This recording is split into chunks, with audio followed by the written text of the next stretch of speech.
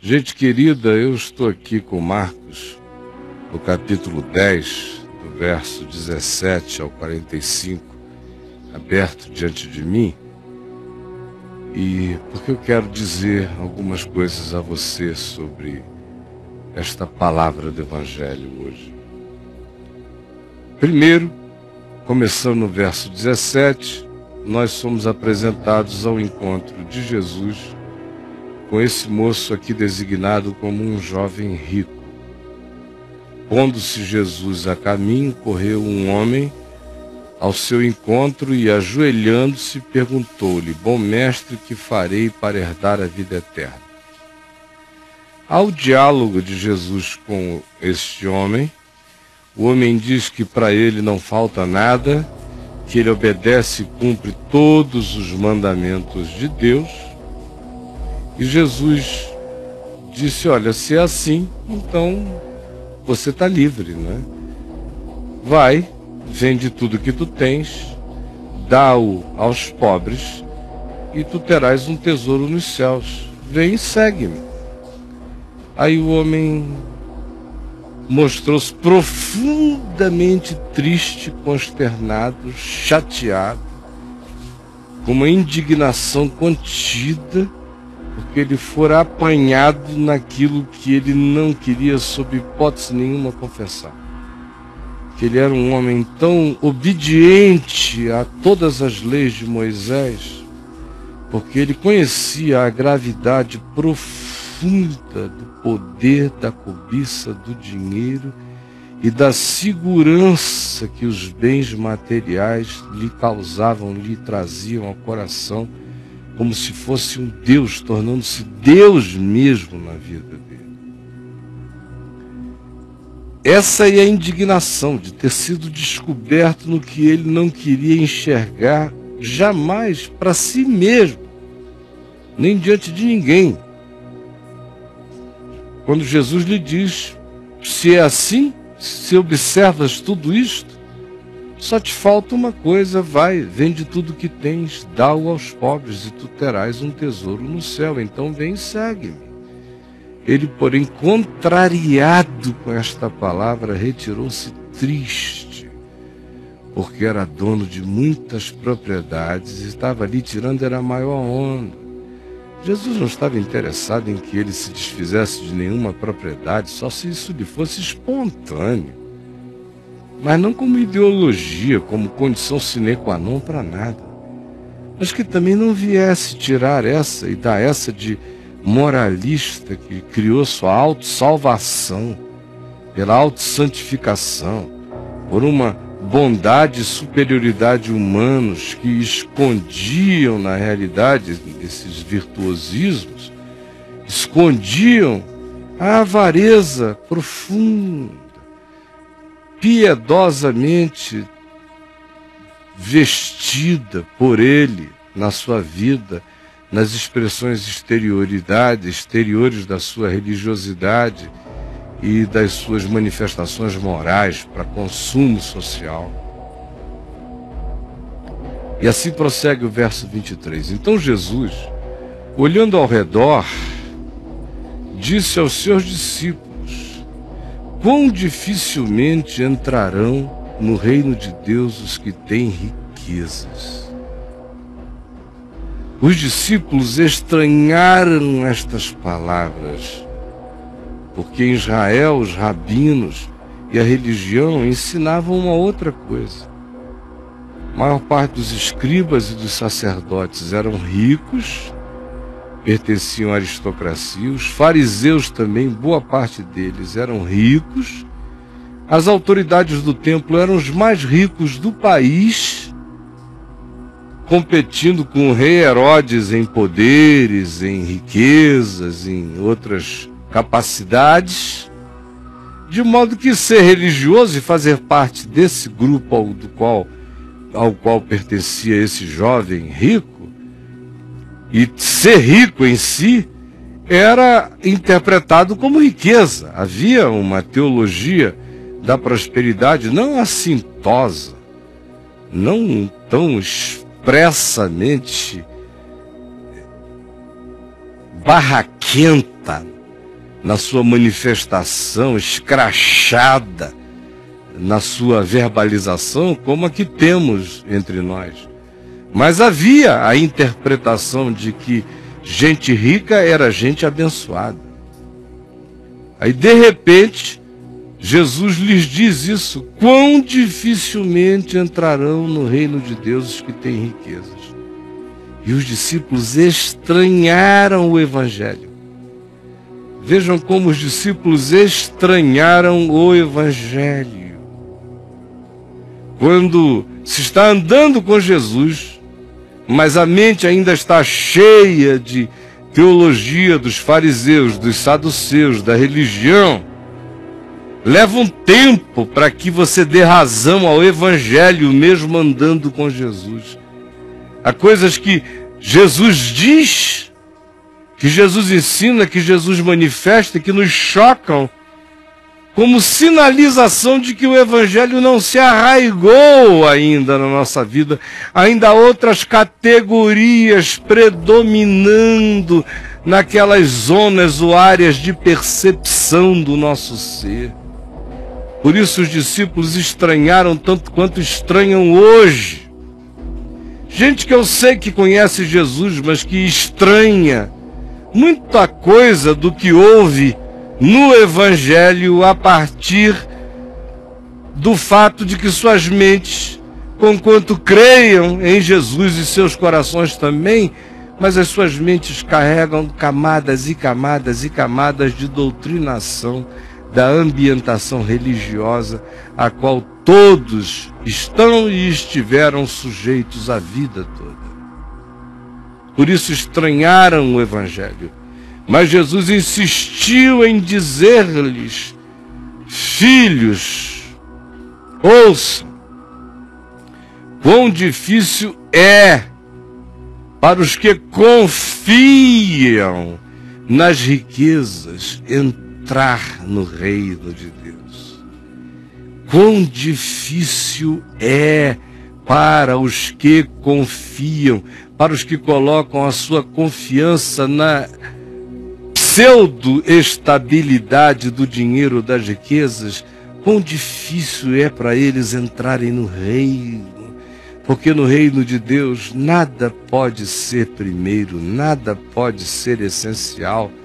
Dinheiro é meio, não é fim, não é razão de ser, não valida, não afirma, não qualifica, não hiperqualifica, não sinaliza a benção de Deus, não carrega nenhum significado além do fato de que ou você herdou, ou você teve a chance, ou você é inteligente, ou você foi esperto, ou você se corrompeu, ou você trabalhou para isso e reuniu, ou uma conjunção de fatores. Você recebeu um pouco, herdou, teve chances, oportunidades, trabalhou, correu atrás de oportunidades, reuniu, ajuntou e tem. E daí? Amém. Ajuda, desde que você não coloque nisso a sua confiança. Porque se você colocar nisto a sua confiança, se com isto você disser eu tenho vida e sem isto eu sou ninguém, então quão dificilmente você entra no reino de Deus. Porque o reino de Deus é dos que transcenderam a isto e a qualquer outra coisa como esta. É mais fácil passar um camelo pelo fundo de uma agulha do que entrar um rico no reino de Deus. Eles ficaram sobremodo chocados, dizendo entre si: então quem pode ser salvo? Se o rico, que tem todas as condições de comprar tranquilidade, de pagar para não se irritar, de contratar serviços para fugir da ambivalência, se ele quiser. O rico que pode dar a si mesmo uma existência sem os desesperos da pobreza e da sobrevivência, tem essa dificuldade. Imagina a gente na relação. Quem é que pode ser salvo então? Jesus, porém, fitando neles o olhar, disse: para os homens, a salvação de um rico é impossível. Contudo, não para Deus, porque para Deus tudo é possível. O que eu estou dizendo, disse Jesus, é que é impossível um rico salvar-se de si mesmo, assim como é impossível qualquer um salvar-se por si mesmo. A salvação humana, que Jesus está dizendo, é um milagre. É uma impossibilidade você ser salvo se não for pela graça. Por isso que é pela graça. É favor imerecido, porque o que você tem para trocar como jovem rico? Obediência, morais, santidades exteriores. O que você tem para trocar? Se enxergue. É por isso que eu comecei dizendo, enxergar o próprio rabo ajuda demais a gente a ser salvo. Se enxergue. O que você tem para trocar com o santo, santo, santo? Você que passa a língua nos lábios quando vê algumas maldades que não matam acontecerem todavia.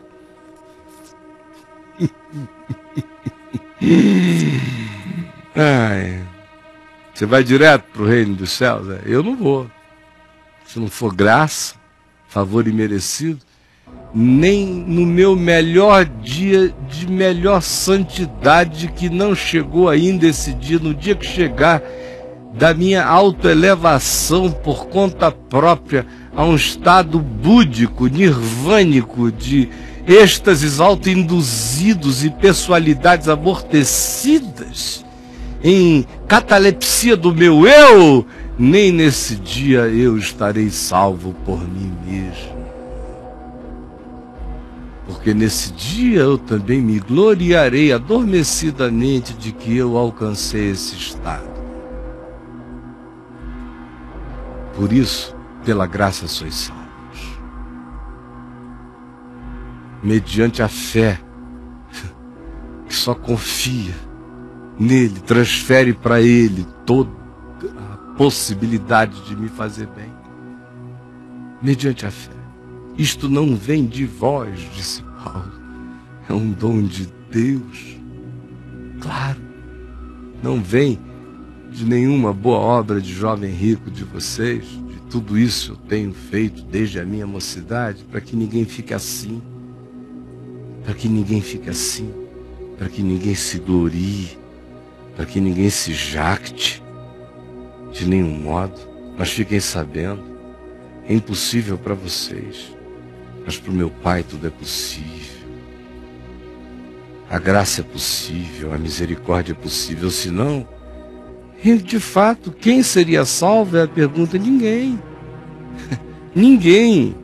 Ninguém. Essa é a pergunta e a minha resposta é ninguém. Mas Deus, mais Deus, mais Deus. É por isso que quando Paulo descreve aquele ninguém ali em Efésios 2, vocês estão mortos, nós estamos todos mortos em delitos e pecados. Ele vem descrevendo, não sobra ninguém. Aí ele intervém com mais Deus, mais Deus. Ninguém, mais Deus, mais Deus. Mas para Deus tudo é possível. Então Pedro começou a dizer-lhe, porque a alma humana vem na mesma hora querer fazer uma barganha. A alma humana é um caso sério, minha gente. A alma humana quer oferecer algo a Deus de qualquer jeito. Para ela a graça não basta, ela tem que dar um troco. Tem que chegar e, como diz a Adriana, evocar o quinto prego. O crente sempre chega com o quinto prego. Você chegar e dizer, não, está consumado, mas eu tenho uma taxinha para pregar. Está consumado, mas eu tenho uma cláusula de autopunição a fazer como adendo. Para o Caio, todavia, fica a seguinte obrigação. Aí, pá, que é para eu ser melhor que os outros.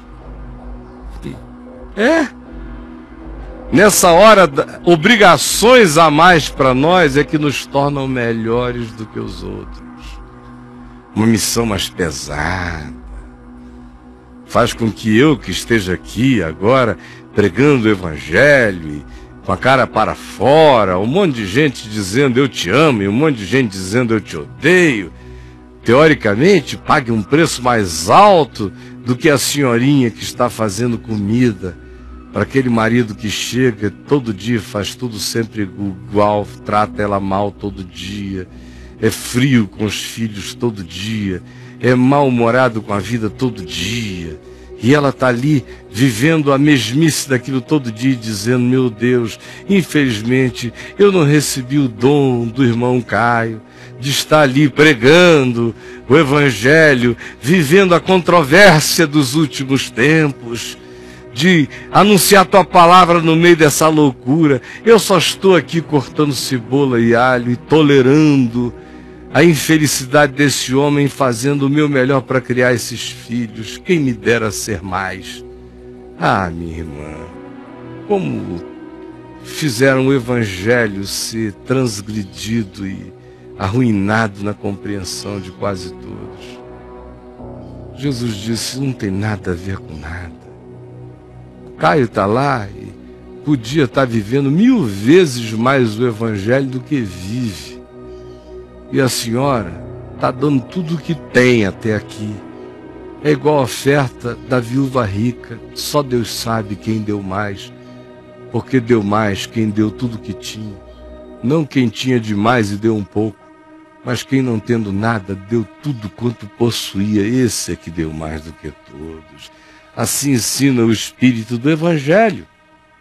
Mas a alma humana quer fazer uma barganha. Por isso Pedro diz no verso 28, eis que nós tudo deixamos e te seguimos.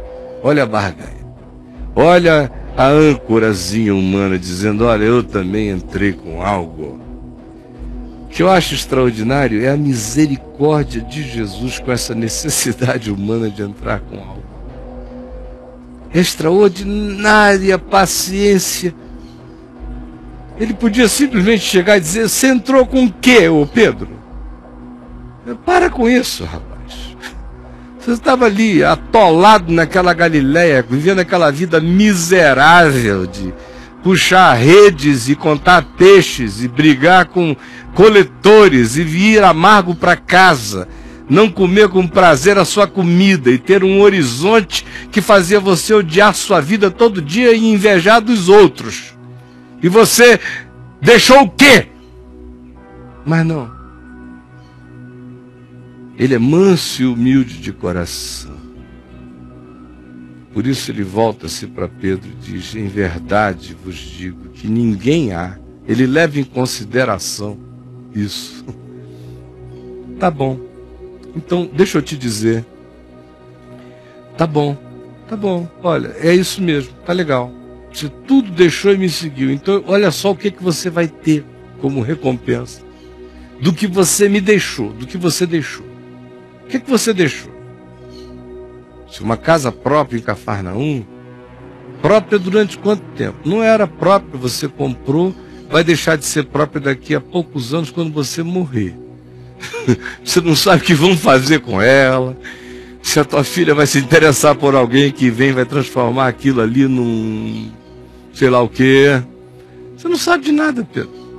Mas vamos supor que você sabe, que você tudo deixou e me seguiu.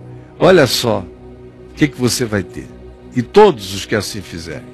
Em verdade vos digo que ninguém há que tenha deixado casa, ou irmãos, ou irmãs, ou mãe, ou pai, ou filhos, ou campos, por amor de mim e por amor do Evangelho, que não receba, já no presente, já hoje, o cêntuplo de casas, significando dizer que Pedro poderia considerar a casa de todos os irmãos uma casa para ele, assim como Jesus, que não tinha casa em lugar nenhum, nem na casa dos pais, se sentia em casa na casa de todo mundo, ou apenas não tendo aonde reclinar a cabeça.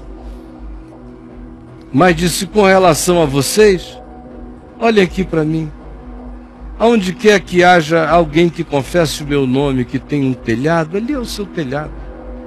Onde houver alguém que chame você de irmão ou de irmã, ou chame você de meu filho, ali você tem um pai, uma mãe, um irmão, uma irmã. Onde quer que haja pessoas que busquem em você refúgio, ali você tem filhos. Onde quer que você encontre pessoas de bem e do bem com posses, ali você tem campos, fazendas. Você vai ter tudo isso não para ser dono.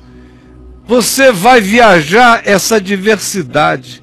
Que eu quero lhes dizer, como testemunho do Evangelho da minha vida, eu não tenho nada hoje, nada, nada, nada. Houve um dia que eu tive, jovem, fui dono de uma casa, que eu vendi, fiz outra, que eu vendi, fiz outra, mas eu nunca fui dono de 2 casas, de 3 casas, de uma. Que depois eu vendi para botar coisas e ajudar lá na fábrica de Esperança a pagar salários lá. Pois bem, eu não tenho nada, bem nenhum, propriedade nenhuma. Agora, tem gente que olha de longe que pensa que eu vivo uma vida extraordinariamente poderosa. A vida inteira. Duranguíssimo. Meu Deus, duranguíssimo, a vida inteira. E os caras olhando para mim de longe, esse sujeito deve andar montado. Não, é porque Jesus fez cumprir isso aqui na minha vida. E ele sabe que eu nunca quis ser dono de nada, ter poder de nada, comprar nada, ser o proprietário de qualquer coisa, ser dono, agente imobiliário. O Edivaldo está ali para me desmentir se for mentira. Ele e milhares. A Vinde comprava bens, propriedades, carros, equipamentos de última geração, de televisão, ou diziam: nós agora precisamos desses carros aqui porque temos essas unidades externas para fazer isso, isso. Eu às vezes ficava 1 mês, 2 para ir visitar o que eles tinham comprado. Todos eles faziam fila para ver, eu não ia porque nunca me interessou, eu nunca tive essa avidez. Nem hoje, nem terei no dia da minha morte. E por essa graça divina, eu nunca deixei nada, e por essa mesma graça divina eu sempre tive casas, irmãos, irmãs, e mães e pais, e filhos além dos meus, quantos outros, e irmãs além das minhas, e tantos, e campos, que eu nunca possuí nenhum, e quantas fazendas eu tenho, e quantos hotéis, e quantos resorts, e quantos, não tenho nada. Nada, nada, absolutamente nada. Mas por causa do Evangelho, muitos dos que têm me dizem a vida inteira: minha casa é a sua casa, e eles não estão brincando comigo. Por isso Jesus diz: se você não se importar com nada disso e me amar, já no presente você terá o cêntuplo de irmãos, de irmãs, de mães, de filhos, de campos, e com perseguições. E com perseguições. Isso tudo em meio ao perrengue, você está entendendo, Pedro? É a chance que você tem de voltar para casa. Vai ter essa variedade extraordinária com uma perseguição certa. Agora, uma coisa a mais eu tenho a lhe dizer: e no mundo por vir, quem quer que assim faça terá também a vida eterna. Porém, muitos primeiros, como vocês agora, Pedro, Tiago, João, serão últimos, e alguns dos últimos vão ser primeiros. Aí olhem só, estavam de caminho nessa sequência. Guardem essa sequência em casa, no coração. Estavam de caminho, subindo para Jerusalém. E Jesus ia diante dos seus discípulos, mas esse era o eco, essa era a história. Esse é o papo. O jovem rico perdeu. A riqueza não compra nada. Os ricos, por amarem o dinheiro e confiarem, estão numa situação mais complicada ainda. Todavia, Todos nós somos salvos apenas pela graça. Pode ser que uns se tornem menos disponíveis para serem alcançados pela mensagem do Evangelho, pela dureza de coração em relação ao seu apego aos materialismos e aos imediatismos do que outros. Mas nenhum de nós é coberto a não ser pela graça de Deus, que está na mente deles. Gera insegurança, tamanha insegurança que Pedro quer ter um lugar onde bote a mão por ele, que darei ao Senhor então por todos os seus benefícios para comigo. O que eu tenho para dar? Senhor, olha aqui, ó, eu deixei tudo para te seguir. Segura. Aí o Senhor misericordioso disse: sim, e aí? Nós deixamos tudo e te seguimos. Tem um pedido implícito. Tem uma proposta.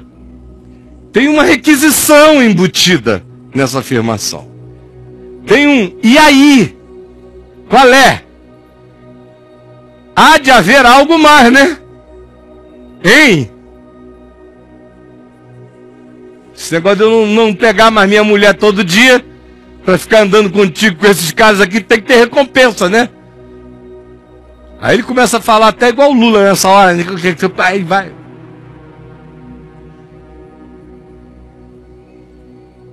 Esse é o espírito que está aí. Aí Jesus chega e diz: olha, você vai ter uma variedade extraordinária sem ser dono. E vai ter a certeza de uma perseguição que você não vai merecer, assim espero. Mas no porvir você tem a vida eterna. No entanto, muitos primeiros serão últimos e últimos serão primeiros. Esse é o contexto do que está na alma deles agora andando no caminho, quando de repente diz: estavam de caminho, subindo para Jerusalém, Jesus ia diante dos seus discípulos. Olha que coisa boa, né? Estes se admiravam e seguiam tomados de apreensões. Você já tinha prestado atenção nisso, Tony? De que eles seguiam tomados de apreensões, é o que diz Marcos. Apreensões. Olha o que isso tudo que a gente está falando gera na alma de discípulos. Andando com Jesus. Mas olha a apreensão só porque mexeu na grana, mexeu no que tem valor, do que não tem valor. Deixou o homem na sua mais absoluta relatividade. Disse: não tem nada que você possa fazer que vai comprar coisa alguma para você. Não há nenhuma garantia que você consiga com as aquisições contemporâneas. E andar comigo não vai fazer você necessariamente rico. Se você ficar, vai ser algo que aconteceu por graça também divina, por alguma razão outra, mas não por um compromisso de Deus de fazer você se tornar rico. Todavia, você vai provar uma variedade imensa de amores, de relacionamentos, de acolhimentos. Você vai ser tratado como um anjo de Deus em muitos lugares, como nesses 40 anos eu tenho sido. Você chega ali, fica envergonhado de ser recebido daquele jeito a vida inteira. Nunca ninguém me chamou para sua casa para me tratar mal. Todos me honraram. Não foram dezenas nem centenas, são milhares e milhares de lares. E de pais e de mães, e de irmãos e de irmãs, e de filhos e de filhas, e de campos e de fazendas, e de carros, e de aviões, e de teco-tecos, e de jatos, e de helicópteros, e de navios, e de lanchas, e de botes, e de motores, e de canoas, e de casquinhos, e de caiaques. Enquanto já fui e vou com perseguições. Muita perseguição. Sabendo que ninguém tem posição, e esse não é um caminho de posições marcadas. E bem-aventurado é o que não carregue a ambição de nenhuma posição, e o que tenha ficado desambicioso de tudo, exceto de conhecer mais e mais e mais e mais o amor, a misericórdia e a graça de Deus, e de praticá-la como um ente endividado perenemente do amor na relação com o próximo e com a criação. É só essa única ambição que resta existir para sempre em nós. Mas isto produz insegurança, apreensão, muita apreensão. E Jesus, tornando a levar à parte os 12, passou a revelar-lhes as coisas que lhe deveriam sobrevir, dizendo: olha só, eu vou subir para Jerusalém, e eu, filho do homem, serei entregue aos principais sacerdotes e aos escribas, condená-lo-ão à morte e o entregarão aos pagãos, aos romanos, que hão de escarnecê-lo, cuspir nele, açoitá-lo e matá-lo, mas depois de 3 dias o filho do homem ressuscitará. Vocês estão entendendo? Mas não adianta. Nessa hora, Braulio, a ressurreição não basta. A alma humana quer ter garantias de seguranças palpáveis, trocáveis, façam parte do mercado, que sejam ativos concretos no mercado humano. Senão, é besteira. Já ensinou São Macedo. Já ensinou, se não é besteira, não perca seu tempo. Se não trouxer grana, é bobagem. São Macedo, capítulo 1, verso 13. Diz assim. Então, se aproximando-se de Jesus, Tiago e João, olha outra resposta humana, a mesma apreensão. Uma outra manifestação da mesma apreensão. Agora Tiago e João, filhos de Zebedeu, dizendo a Jesus: Mestre, queremos que nos concedas o que te vamos pedir. Isso aqui é um negócio legal, você já chegar dizendo: olha, eu vou te pedir uma coisa que você tem que me dar. É oração de crente mesmo, né? Só vai parar meu desassossego se você me der o que eu pedi. Você tem que me dar. Essa é a oração forte. Em caso o pessoal diz: esse aí tem fé. Aquele que bate o pé e diz: ó Deus, eu só saio daqui hoje se o Senhor me der o que eu vim pedir. Eu determino. Pedro, Tiago e João tiveram a fase de eu determino. Queres que façamos descer fogo do céu para os consumir?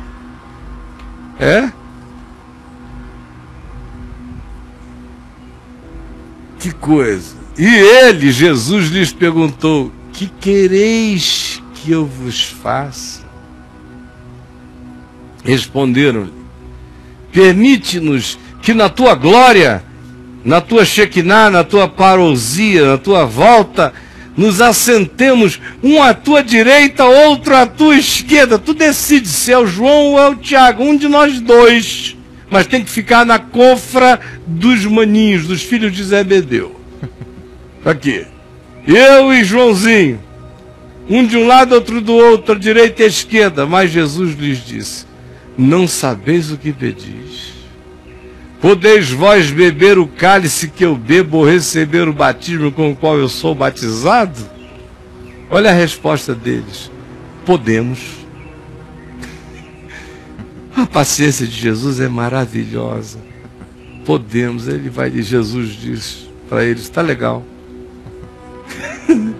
Tornou-lhe Jesus: está legal. Bebereis o cálice que eu bebo e recebereis o batismo com o qual eu sou batizado. Vocês podem?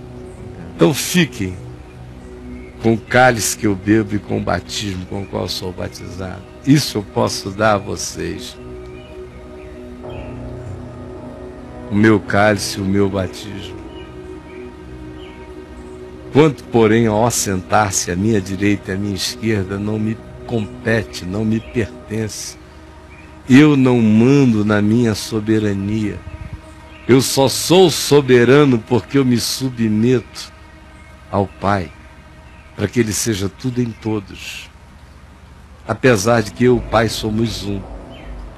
Não tente entender para não enlouquecer, mas fique bem aí. Não compete a mim concedê-lo, porque é para aqueles a quem está preparado. Ouvindo isto, indignaram-se os 10 contra Tiago e João, e o pau cantou. Mas Jesus, chamando-os de novo para junto de si, vem para juntinho, chega aqui junto, gente, vocês só estão vendo as coisas assim porque vocês estão muito longe de mim. Cheguem bem para junto de mim e ouçam com o calor da minha voz, sentindo o cheiro do meu hálito. Sabeis que os que são considerados governadores dos povos têm-nos sob seu domínio, e sobre tais povos os seus maiorais exercem autoridade. É assim no mundo. Mas entre vós, meus discípulos, no meu reino, não é assim. Pelo contrário, quem quiser tornar-se grande entre vós, esse será o que vos sirva. E quem quiser ser o primeiro entre vós, será esse o servo de todos. Porque no meu reino, quem quer ser grande tem que ser o servo de tudo e de todos. Quem quer ser o primeiro tem que se colocar em último lugar na entrega em serviço à vida, sem direito algum. Pois o próprio Filho do Homem não veio para ser servido, para ser carregado, mas para servir e dar a sua vida como diácono da existência. Aqui, mas para servir, é a mesma palavra que caracteriza o diácono, para ser diácono da vida, diácono da salvação, resgatador de muitos, de todo aquele que trocara apreensão quanto ao Evangelho. Trocar a apreensão pelo descanso. Abandonar as seguranças das garantias humanas, não porque você saia do mundo, não, mas porque esses poderes saiam como poderes do seu coração, para que você seja senhor deles e não seja servo de tais valores, sentidos, poderes, meios que se tornaram fins e corromperam sua consciência e os significados de tudo na sua vida. Se você admitir que houve uma inversão, uma corrupção profunda de significados na sua vida e que produz hoje todo tipo de insegurança, de apreensão em você, especialmente agora, quando há um choque entre a mensagem do cristianismo na sua cabeça e a mensagem do Evangelho, ou a mensagem da igreja que você frequentava, com as deturpações, invencionices e caprichos ungidos como moveres divinos, aos quais você teve que se submeter e submeteu-se, e que estão sendo todos eles confrontados pelo Evangelho, quando há um desmascaramento de pseudo-piedades e de pseudo-poderes espirituais e uma afirmação dos significados singelos, segundo Jesus, segundo a sinceridade de ser em Cristo, e tudo dependendo da graça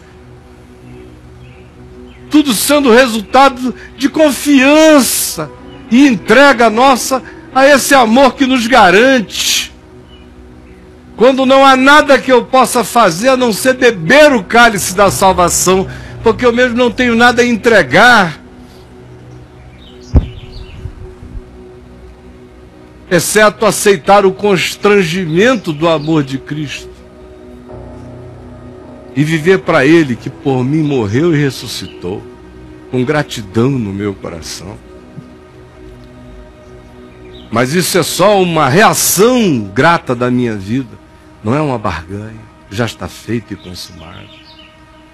Ora, saber disso para muitos gera libertação, alívio, graça. Para outros gera angústia, questiona os seus anos e anos e anos de falsas seguranças, estribamento da vida, tanto no dinheiro, quanto na doutrina, quanto no moralismo, quanto na própria verdade construída pelo catecismo religioso. E aí de súbito tudo isso é relativizado e você fica cara a cara com Jesus. E Jesus, que é aquele a quem você ama, a quem você de certo modo vem buscando seguir, e a quem você tenta seguir hoje, você segue hoje com apreensões. Tomado de apreensões, admirado, perplexo, chocado. Muita gente que está chocada com o Evangelho e tomada de apreensões por causa do Evangelho. Essa é a minha pergunta a você hoje. Você está chocado com o Evangelho e tem seguido a Jesus tomado de apreensões pelo caminho? É a minha pergunta a você. Você está chocado com o Evangelho e tem seguido a Jesus cheio de apreensões pelo caminho? Por favor, me responda. Eu espero que você lote o chat, você fale com a gente, que você abra seu coração em nome do Senhor Jesus.